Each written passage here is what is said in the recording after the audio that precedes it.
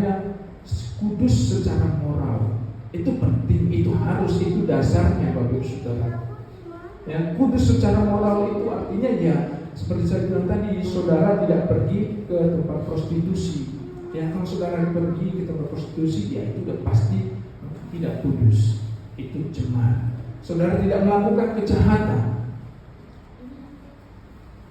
Ya, kejahatan moral, dosa-dosa moral yang dianggap masyarakat sebagai dosa besar, tidak lakukan itu udah pasti.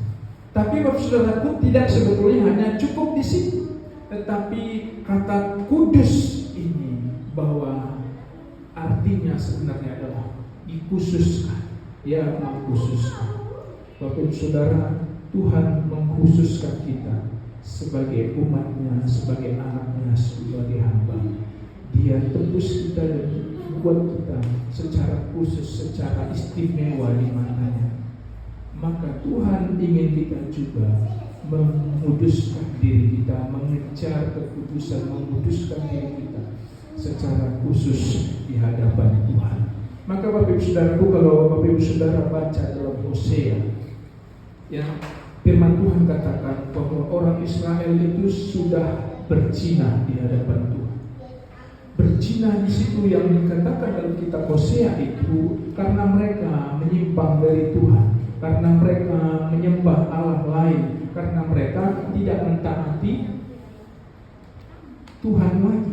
Bukan berzina seperti Sodom Gomora. Ya, di dalam Hosea itu Bapak Saudaraku berbeda. Kalau Sodom Gomora memang mereka berzina secara tubuh, ya, moralnya memang bobrok.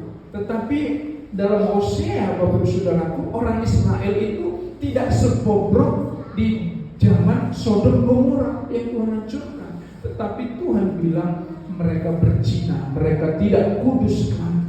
Artinya memang bahwa itulah kata kudus tadi. Mereka tidak mengkhususkan Tuhan lagi dalam hidup mereka. Mereka sudah menyembah yang lain. Mereka